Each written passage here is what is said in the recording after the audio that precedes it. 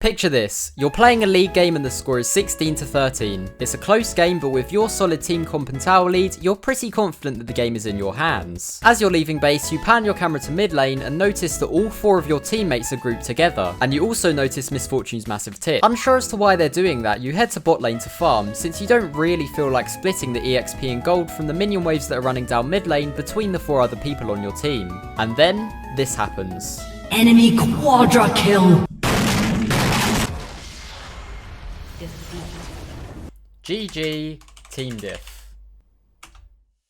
Or is it?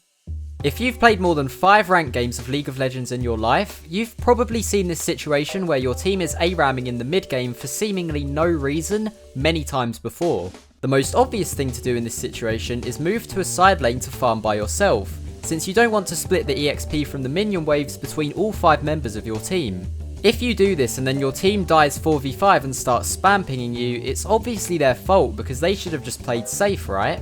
Well, sometimes yes, but there are situations where grouping with your team is in fact a better choice than side laning. If in one of these cases you opt to side lane, then Enemy quadra kill. This happens, that's your fault. So to work out whether it truly is a team diff or not, you need to know when it's a good call to ARAM with your team, and when it's a good call to say fuck those guys and go side lane. So to help you pick which call to go with, I decided to make a flowchart. So here it is, pause and have a quick read, it should be relatively simple to follow. Nah, I'm fucking with you. It's not actually this big.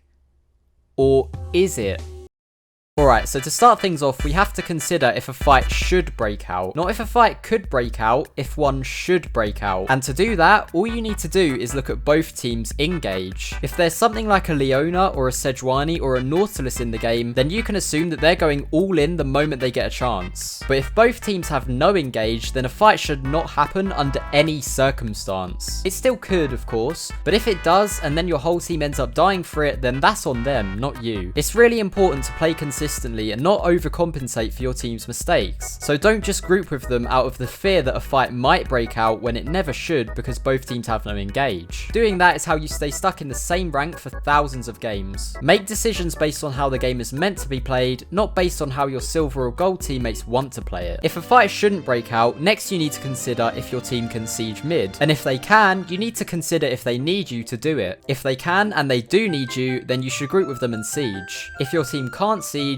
or they can siege but they don't need your help for it, then you should just go in side lane. And by the way, sieging means taking the enemy's towers. So you know those champs that can like one-shot you from 3 screens away, and they're like really cancer to play against, and they land one skill shot and your whole day is ruined, and the people that play them have no friends? Yeah, those ones. Look out for them because they tend to be good at sieging. Anyways, that's the left side of the flowchart done, so let's move on to the right. If a fight should break out because either team has engage, next think, will you have an impact on the outcome of the fight if you're there? This one's pretty simple, honestly. If you're an 0-6 Tryndamere who has no damage or CC on offer, nah, you're not going to do shit, just go in side lane, my guy. However, if you being there could actually make a difference in the inevitable fight, then ask yourself, is what you get in the side lane worth it in exchange for what the enemy would get from winning a fight? So basically what this means is, hypothetically, if you abandon your team and let them get completely wiped out, what will the enemy get from that? Other than 4 kills, obviously, will they get a dragon or a baron? Will they push down your entire base with herald? Or maybe will they just get nothing? Because if they're going to get nothing and you're going to get a tower all to yourself and all the enemy's jungle camps while you're side laning, man, screw your team, fuck them kids, get your money and go carry the game. But if they're going to win the fight and grab a baron, it's probably best not to ditch your team. You should try and help them with the fight. So think about how good your champ is at side laning, and if it feels like you can get a lot out of it and then use what you get to carry the game, even if it means sacrificing your team in the current moment, then you should just do that. And if you're playing a champ that isn't as good at side laning, so you aren't going to get much out of it, then you should obviously not do that and instead group up with your team and help them win the 5v5.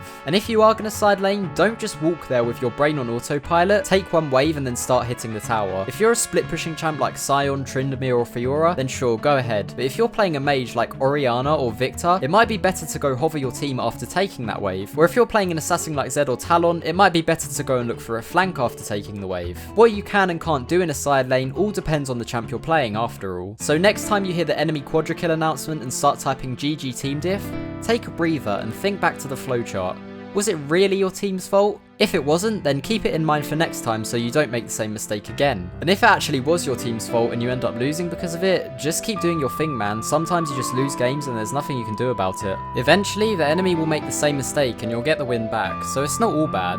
Just remember before anything else to make your decisions based on how the game should be played, not based on how your team wants it to be played. Anyway, I hope you learned something from this video, and I'll leave the flowchart on screen in case you wanted to take a screenshot. And if you do, you better at least pay me back by liking the video. In a bit.